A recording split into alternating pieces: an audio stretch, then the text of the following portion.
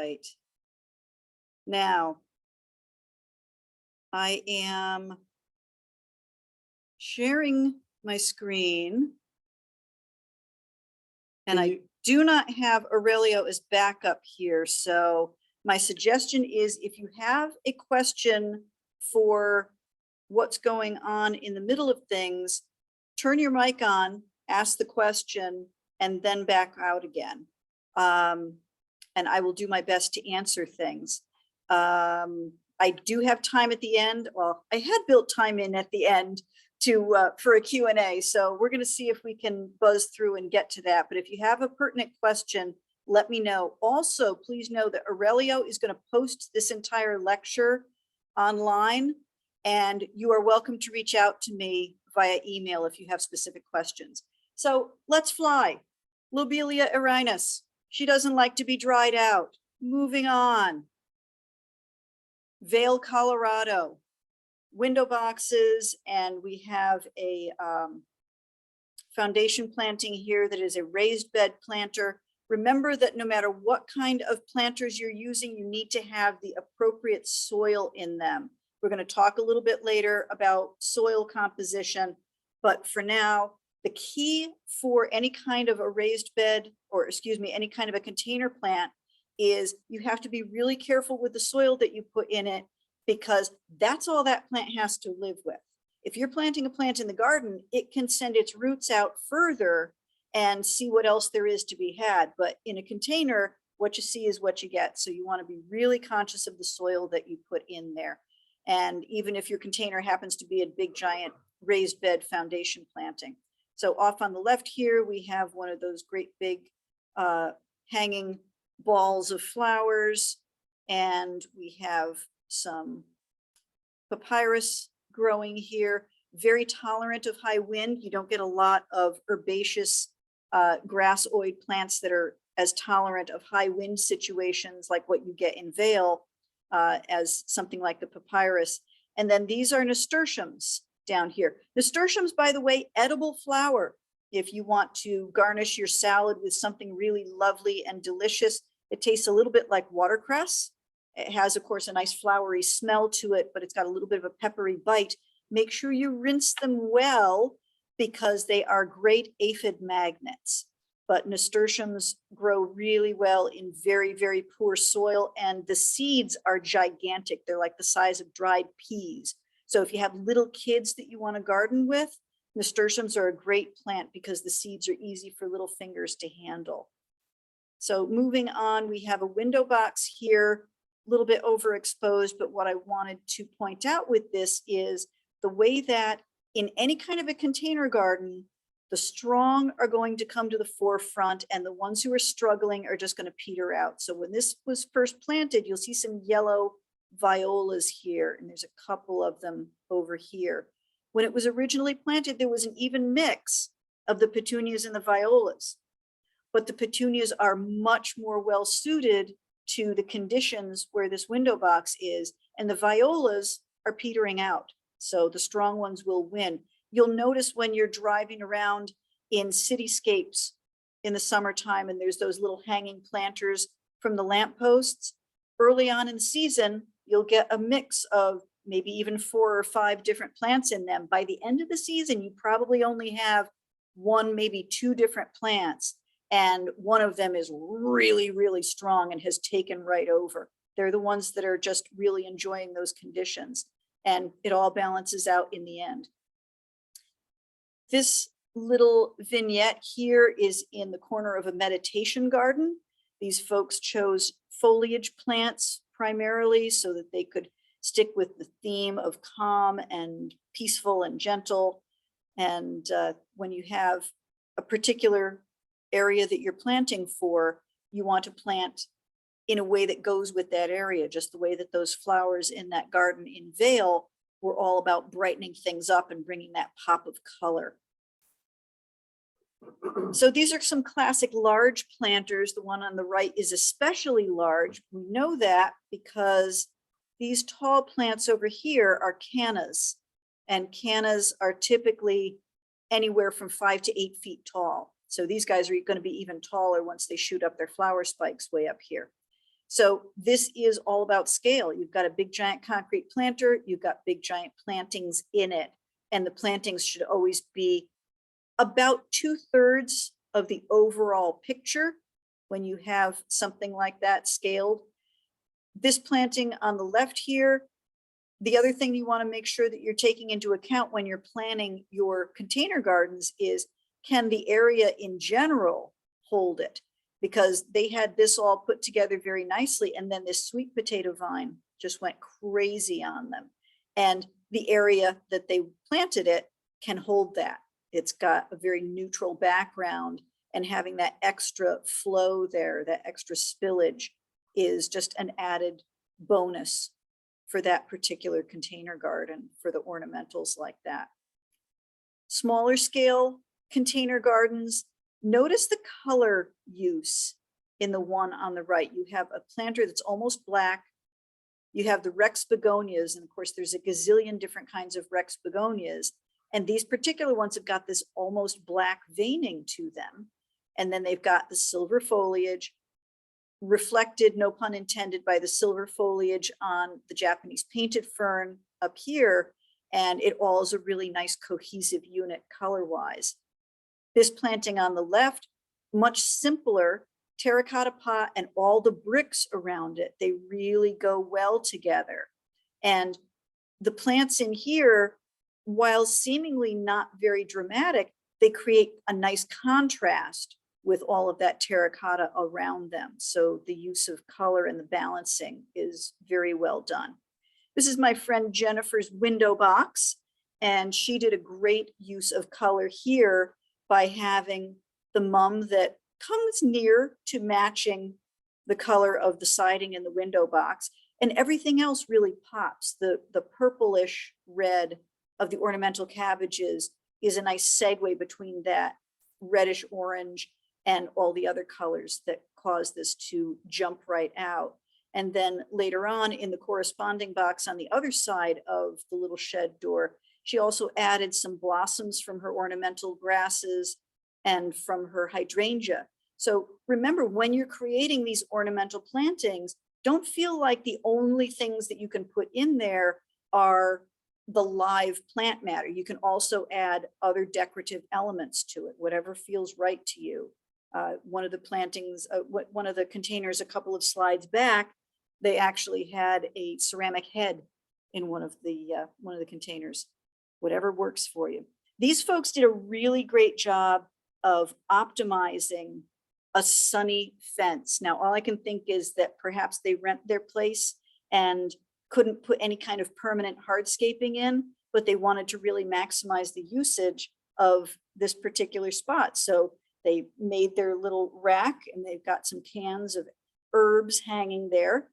And they had darn well better have put some holes in the bottom of those cans, because rule number one for any kind of container garden is you've got to have drainage. Nope, we've got someone in the waiting room, and I'm going to admit that person. Look at me figuring things out here. All right. So when you've got these container gardens, if you don't have proper drainage, you had better have an aquatic plant, because these things are going to drown the first time it rains if you've got an outdoor container garden. Make sure that they're well drained, and make sure that you keep them a level of moisture that's appropriate for the particular plant. So let's see if we can get this to move on here. So more classic balls of flowers here. And again, this probably started out with a balance of petunias and lobelia, but the petunias are much happier than the lobelia, so they're taking over. And each of these things, eventually the strongest plant is going to take over, and it'll make that fabulous ball of color. And then of course, the classic ball of plant matter is the old-fashioned Boston fern, which 100 years ago, you couldn't pass by a house with a front porch that didn't have a Boston fern hanging from it through the summer. And then in the wintertime, it would get moved into the parlor. Someday I'm going to have a house with a parlor. So if you ever want to have the pow of color in an ornamental planter of any sort, but you're just not really good with flowers, you want some coleus. So coleus, C-O-L-E-U-S, is a gigantic family of plants, and they have got all of these awesome foliage variations. So, and I don't know the names of all of these by any stretch, but this is just 4 foliage variations that I was able to come up with just with a quick Google search. These plants look like they're in bloom when they're not even in bloom. And in fact, if you look closely, this plant has got a flower stalk right here. And I would dare say that it's really not adding anything to the picture there. It's really all about the foliage with these guys. You know, if you allow them to bloom, that's perfectly fine. That's up to you. You can even use the blooms as cut flowers. But one of the things that will happen with coleus is if it's allowed to bloom, it can get a little bit leggy. So this compact structure that these guys have that's nice and tight, it's going to get a little bit gangly if they're allowed to bloom. So you have to make an active decision around that. So let's talk a little bit about moss baskets and about the composition in general of the soil and so forth in any kind of a planter. So first of all, a moss basket. You've seen the wire baskets that are lined with moss and there's plants inside them. And the first time I saw that, I looked at it and I said, man, that must dry out in about a half of a heartbeat. But then I realized, no, it's actually lined in plastic. So the first thing that I will say, let's go from the outside in. You're packing moss around the outside of this basket, and it's just to have that visual. I'm going to ask you, if you do these moss baskets, to not use peat moss. Sphagnum moss may or may not be peat moss, so please check your labels. Sphagnum moss can be sustainably harvested. Peat moss cannot. Peat moss takes hundreds of years to come into being in the peat bogs. So every time we use peat moss for any purpose whatsoever, we are taking something that is a hugely non-renewable resource. It is very finite, and there's a lot of carbon sequestered in peat bogs. So by pulling it out, we're not doing the planet any favor. Sphagnum moss can be sustainably harvested depending on where it's coming from. My preference for this kind of application is a material called coir, C-O-I-R, and it's actually coconut fiber. And it's hugely sustainable. It's a renewable resource. You get the same effect as sphagnum or peat moss, but you're not killing the planet in doing this stuff. So go with something like coir for the outside of these baskets. Line them in plastic. Sometimes they'll come with a plastic liner. You can use a plastic bag instead of a plastic liner if it doesn't come with one, and that's perfectly fine. Now, this visual is talking about slow release fertilizer, which is a good idea, and water crystals. I personally am not a fan of water crystals. If you don't know what they are, Reader's Digest version is if you picture granulated gelatin. So picture Knox gelatin, plain gelatin. It's that same principle.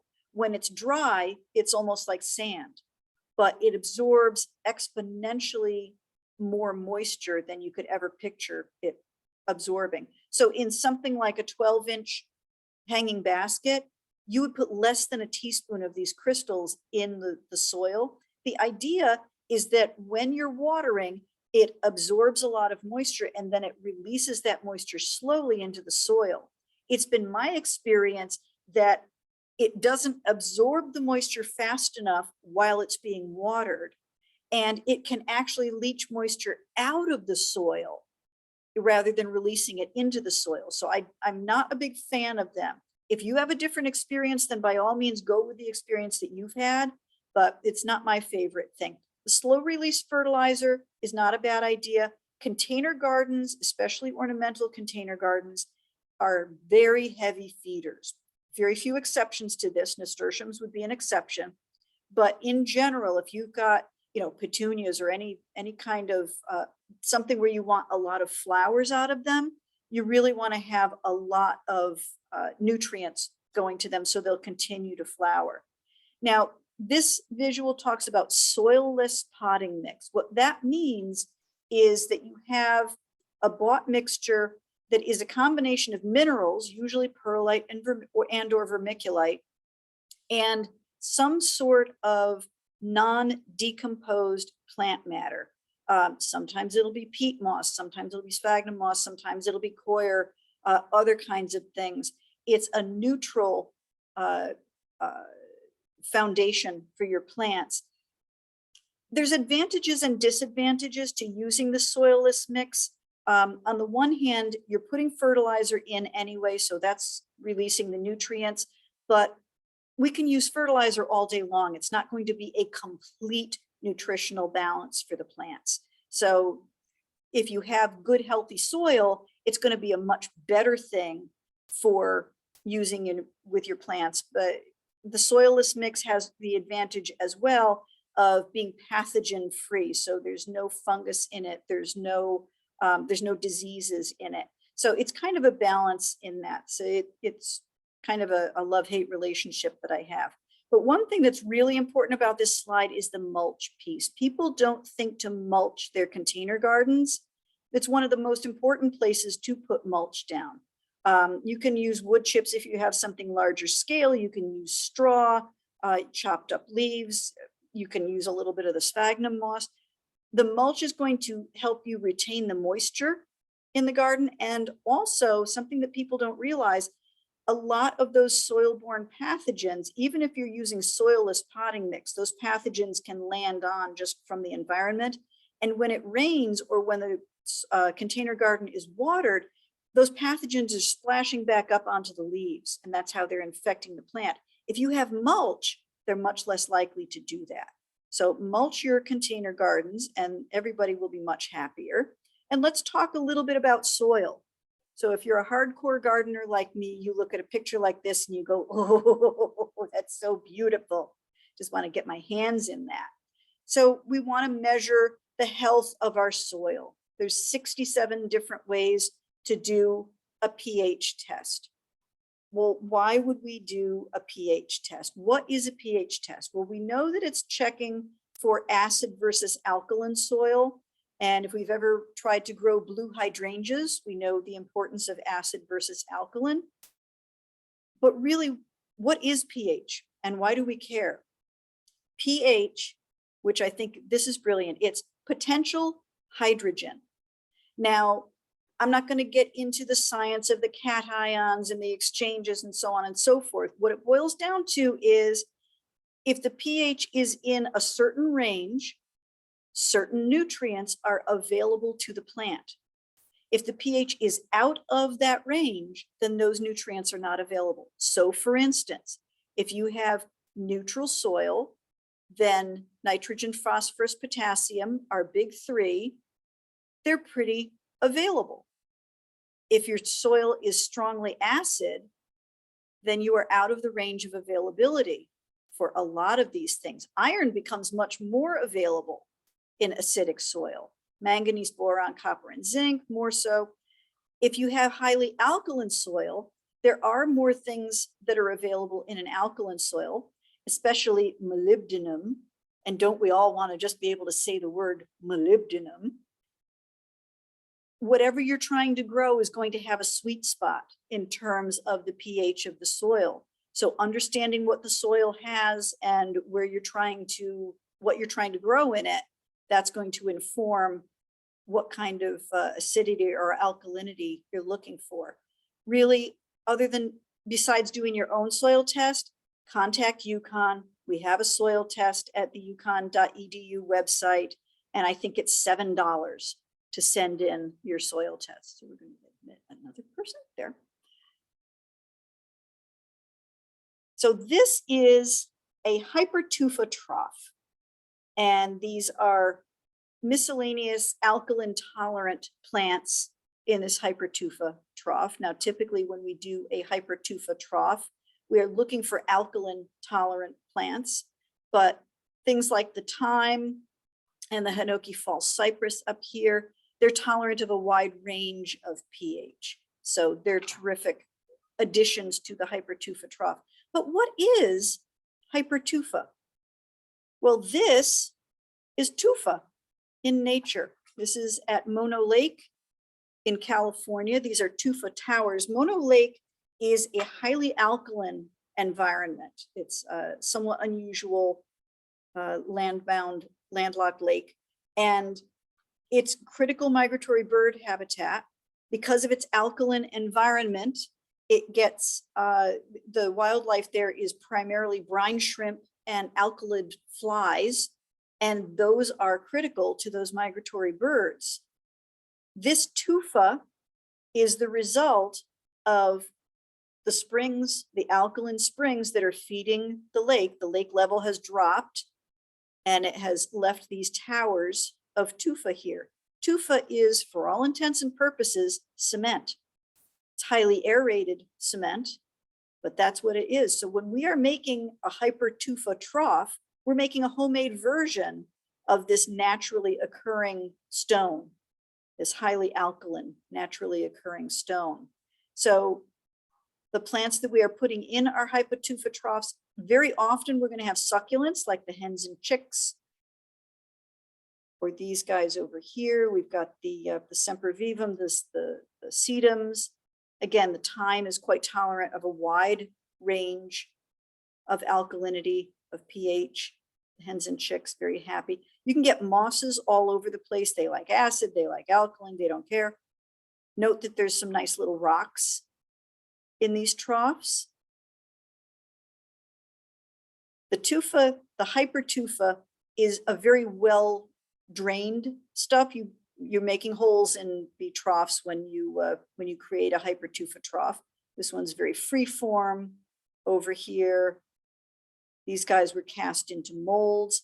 Hypertufa is made with cement, and there are a few other ingredients in it, and there's plenty of things online, and I think at the Brookfield Craft Center, where you can learn how to make these troughs. And even though they're made of cement, they're surprisingly lightweight, because you're mixing things in like coir and other organics like that will eventually decompose, and they're making for an aerated planter. Kind of neat. So also in Vail, Colorado, these are just plain old cement troughs here, are some alpine plants. Again, very happy with the alkaline soil that they're getting as a result of being in this cement trough. And they are living in this rock scree here, which mimics their natural habitat above the tree line there.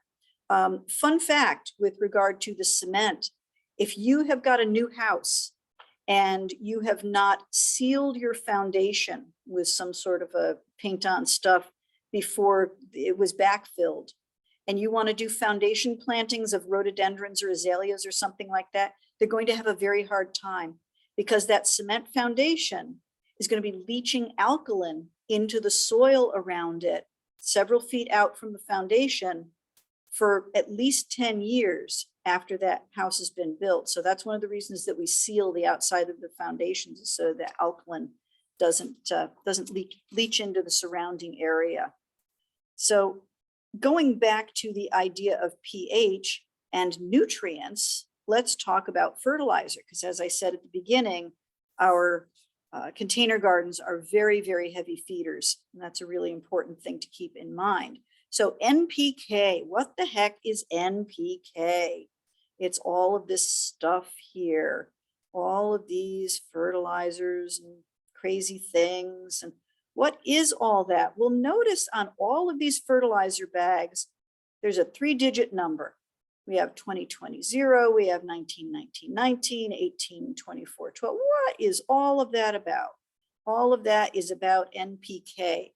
Nitrogen, phosphorus, and potassium. If you consult your handy dandy periodic table of the elements, these are the letters for nitrogen, phosphorus, and potassium.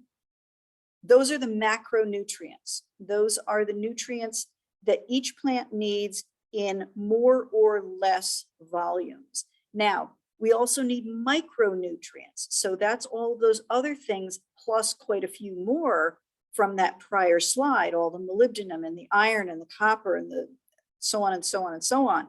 But these are the big ones. Nitrogen is the primary nutrient for healthy green foliage. So that's why whenever you see lawn fertilizer, the first number on that bag is going to be the largest number. Phosphorus is about roots and blooms. So if you have a foliage number with those 3 digits where the center digit is a high number, then that is either for establishing new plants with the roots, or it's for your ornamental container garden to force a lot of flowers from that sucker.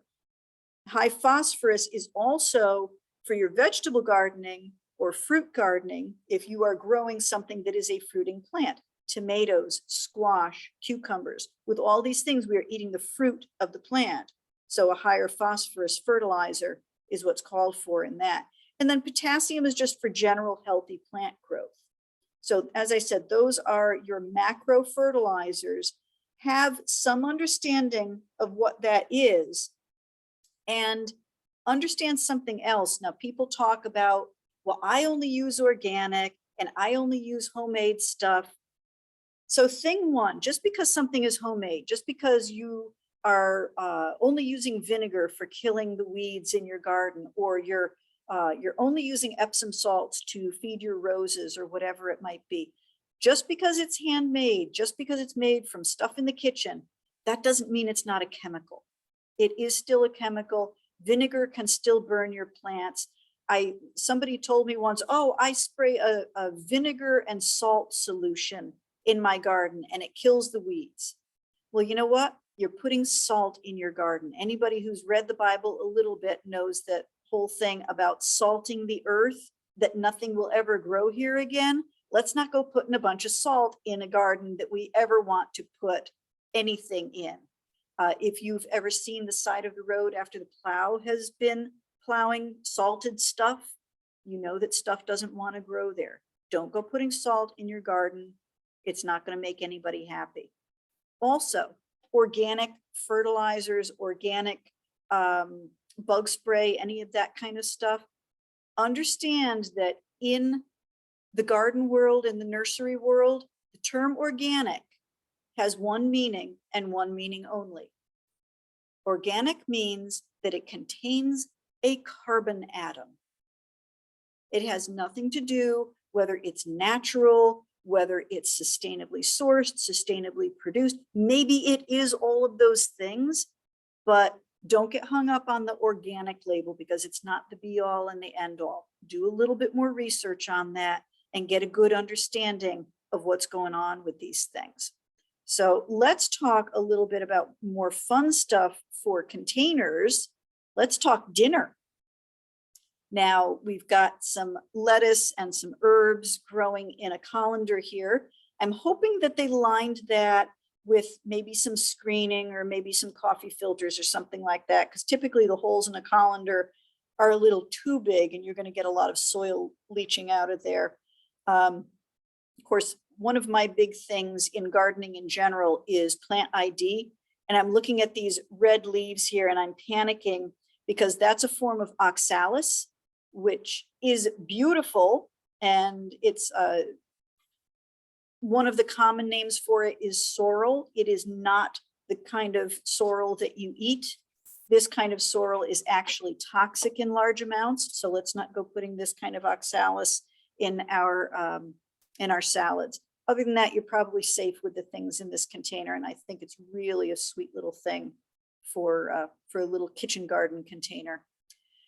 So someday I want to have a window box like this lady has here right outside my kitchen window, so I can just go snippety snip with my herbs and have a couple little strawberries at the end there. And that just gives me garden envy. These folks have taken a livestock watering trough and made it into a very respectable little garden here. One of the great things with this is that it's going to be a nice deep thing. So there's a lot of room for roots there. One of the things that plants struggle with in containers is not having enough room for those roots. And the roots are the most sensitive part of the plant. If we keep our roots healthy, we're probably going to keep the rest of the plant healthy. Here's a pro tip for you. This is a galvanized container. Anybody who's ever touched a piece of metal in the heat of a summer day knows how flippin' hot that can get. If you decide that you want to plant things inside a metal container like this, you have to protect the roots. If anybody has ever bought a plant from a nursery that was pot bound, you know that all of the roots are plastered against the inside of the pot. They've all pushed to the edge and they can't go any farther. Those roots are trying to reach out into the world to get more nutrients, and they hit the edge of the pot. That's as far as they could get.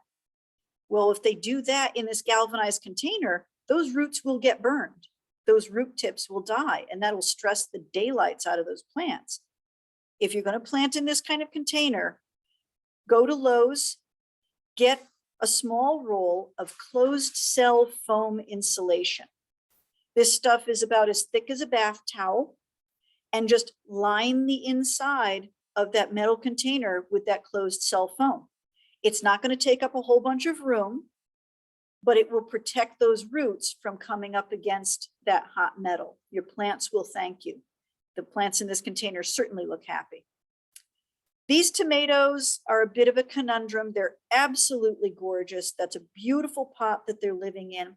I've never met a tomato plant this short that could have that many tomatoes on it. So I don't know if it's Hollywood magic that's going on here or what's taking place. But definitely, if you're going to grow tomatoes in any kind of a smaller scale container like this, or any vegetables, make sure you're buying the right scale vegetable plant. In its native habitat in Central and South America, tomatoes will grow infinitely tall. They are vines in the truest sense. They'll just go crazy and go everywhere. So the idea of a tomato this scaled down, that says at the very least there's a lot of hybridization going on here. So make sure you get a patio variety of tomatoes, and make sure that you have a pot that has plenty of room for roots in it so we can keep that sensitive part of the plant healthy and happy. And then in this picture over here, we have carrots growing in a pot. I would debate that that pot is actually deep enough that those carrots came out of it, but that's okay, that's me. When you're growing something like carrots, where you're growing it for the roots, check the label. They're going to tell you on the label of seeds how long that carrot will probably get. The Nantes half longs are usually 4 to 6 inches. There's some that are even smaller. There's some carrots that want to be 12 inches long. However long that label packet says, make sure that you've got another 4 to 6 inches height-wise in your container, because the carrot itself is not the entire root of that plant. There's stuff, the feeder roots are coming out the sides of those carrots. So we want to make sure that those roots are happy. Let's see here. Just checking the chat. Okay. So this, there. This young man has got a website called Urban Organic Gardener. And if you saw my Herbs and Kitchen Gardens lecture, some of these slides are going to look familiar to you. This young man, I don't know what the fire marshal has to say about it, but he has taken full advantage of his sunny fire escape, and he grows all of his own vegetables in the summer. He gives quite a bit away. He's got herbs in here. He ain't going for purdy when it comes to his containers, but good on him. He's got really good deep containers for these plants. These are 5-gallon pails, food service pails. He's got the full 2-liter bottles with just 1 or 2 plants in each one. So he's taken real good care of his roots there, and everybody's happy in that little garden. So on our next slide, so this one's another conundrum. I'm still not convinced that there's enough soil in these pools that these tomatoes and these squash are as happy as they appear to be. But they did right by putting their little drainage holes in. They did a really good job with irrigation. And they decided, you know what, this is the sunniest spot in the yard. We're going to put some gardens in here, and these are temporary gardens. So good on them. We do what we want to do in our own garden. That's why it's our space. So one of the great plants that you can grow in a container is strawberries. They don't require a great deal of root room. And there are pots that are literally called strawberry pots that are designed for them. And one of the great things about strawberries, one of the great things about strawberries is that you get free plants. Strawberries send out these long runners, and on each runner is at least one little baby plant waiting to put down roots. So you can give away plants to all your friends and family and make more strawberry containers and go in the strawberry business. So you can do mixed pots with edibles the same as you can do mixed pots with strictly ornamentals. No, marigolds are not edible, but they will allegedly, well, they will attract some pollinators. This particular kind doesn't attract any pollinators because it's been hybridized so much they can't get to the pollen, but they will to a certain extent draw the aphids away. So in this metal coal scuttle, which hopefully they lined well, they've got some parsley going on here. This is an ornamental sedge. They've got some sage going on. In this one, we have lettuce, we have fennel, we have more sage, some thyme, we have some mint creeping along here. And these flowers are violas, also known as Johnny Jump Ups. And violas are edible. Now, anytime you come across something where it says it's an edible flower, just remember that it's only edible if you know where it came from. So if you just bought it at the nursery, don't go macking down on that because you don't know what it's been fertilized with. You don't know what it's been sprayed with. You don't know what's in the soil. Once it's been in your garden for a month or so, it has purged whatever was not really edible on it. But if it's fresh from someplace other than a natural grocery store, then I don't recommend eating it just yet. So I just really love this little pot of lettuce. Lettuce is another thing that doesn't require a great deal of room for roots. So a shallower pot is great for it. These herbs are in one of those 3-tiered hanging baskets that you can put your fruit in the kitchen.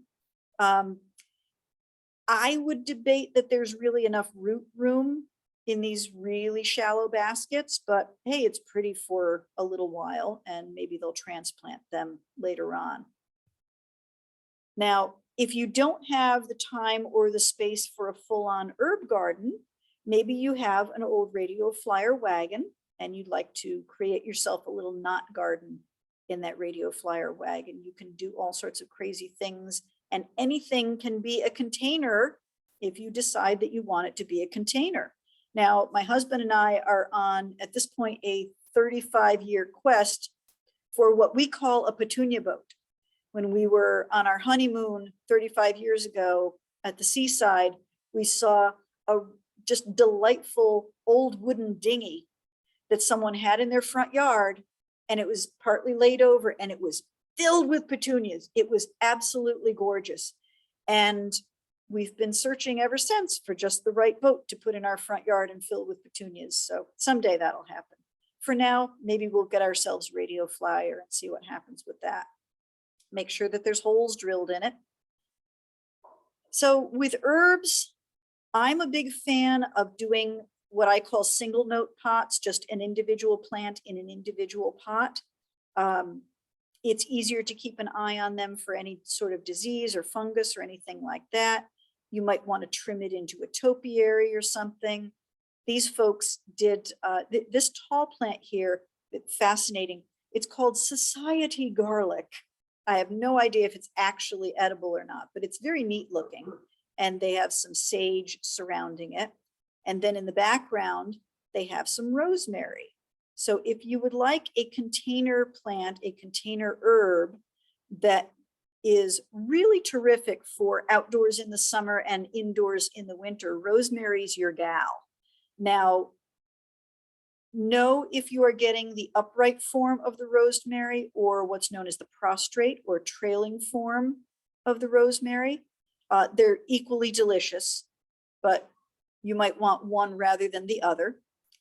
And rosemary is a hardy perennial, but it's not quite hardy enough for our area. So it does need to be brought in the winter time. If for some reason you did plant it in the garden over the summer, you need to dig it up and put it in a pot and bring it inside for the winter. You want to put it in a cool place. Ideally, an unheated garage is perfect for rosemary. It's one of those plants that doesn't like a lot of attention through the winter, but it is going to need a little bit of love. The old herbalists have a saying, a dry rosemary is a dead rosemary. Some plants are tolerant of drying out. Rosemary is most assuredly not one of them. Many of us have received the little rosemary Christmas trees as gifts in the winter time, and many of us have had them croak on us within a few weeks after Christmas. It's not necessarily your fault. You may have kept it perfectly watered, just exactly the right degree of a little bit moist, and then all of a sudden you come down to the dining table one morning and you say, wow, all of the needles have fallen off the blessed thing. It is dead as a doornail. If that plant had been allowed to dry out before you got it, which, let's be honest, there's every chance that somewhere between the greenhouse and the retail, it did get dried out at some point. It's not going to die right away, but within a few weeks, it will definitely die. So if you had one croak on you, like I said, don't necessarily think that it was you. It might not be you. But if you can keep these babies alive through the winter, keep them just a little bit moist in that nice cool garage. Bright sun is good, not actually super necessary. But if you can keep them happy over the winter, you might be graced with some really pretty rosemary blossoms. And I always think that's such a little gift when they show up. So if you can possibly create for yourself a little pot of herbs for the kitchen windowsill, they're really, really easy plants to grow. The herbs are things that they want to grow. Most of them prefer kind of poor soil. They don't need a lot of fertilizing. I will say I've had a challenge with basil.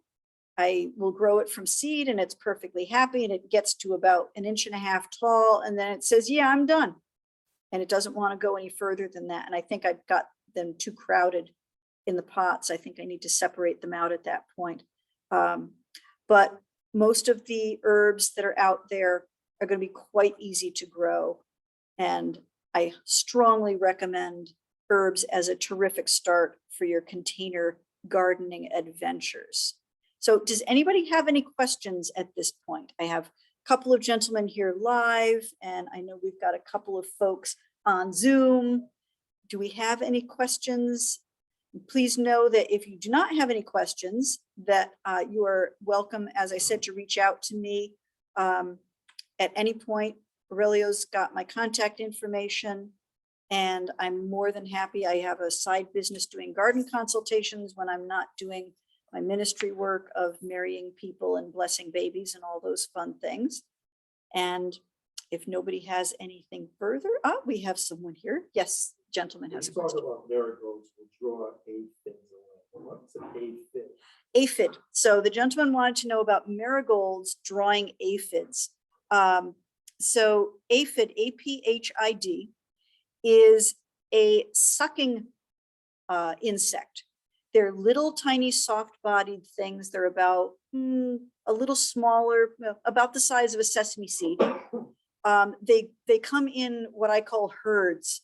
They're clustering insects, and there can be green ones, there can be black ones, and there can be red ones and orange ones. They don't really fly. And aphids are things that will, they'll suck the juices out of a plant. So if you have some plants, they will land on the backs of the leaves and they'll suck the juices out of the leaves. So if you look at your plants and the leaves are sort of curling, look on the underside and see if there's aphids there. They're very attracted to marigolds and to nasturtiums. And they can, to a degree, they can draw them away from other plants. I'm not a fan of using anything that is, that's a trap like that, because what you can also be doing is drawing aphids in from the neighbor's yard. Never thought that was a good idea. Now, somebody online here says, can eggplant be grown in containers from seeds? Yes, it can. Eggplant is something that needs to be started early in the season. So I strongly recommend getting the seeds as early as possible. Get them from a good place. A nursery is ideal. And starting in February and March, the nurseries and so forth will start getting their seed stock in, and just follow the directions on the container. I believe you can direct sow them right into the pot. I don't think that they need any like cold period or anything like that, but follow those directions, and it'll typically say things like start in a container 2 months before the last frost date. So for last frost date, contact the Extension Center in Bethel, the Master Gardener office at the University of Connecticut Extension Center on Stony Hill Road in Bethel. We can give you information on when the last frost date is projected to be. It's usually around Mother's Day, end of May, mid-May, and just count back however many weeks from then, and that's when you should start your seeds. So let's see, Robin says, I bought a barbecue rosemary at a farmer's market in upstate New York. Seller said that it could survive outside during the winter, maybe not. You know what? I wouldn't let it stay outside for the winter. If you have a really warm, really protected spot, maybe take a chance with it, but I'm not a fan of trying to overwinter rosemary outdoors. It's a little too delicate for that. So with that, it's 7:57. I know that we have to close up the library in 3 minutes. So I'm going to thank everybody for coming. And again, if you have further questions, please feel free to reach out to me. And thank you again for coming.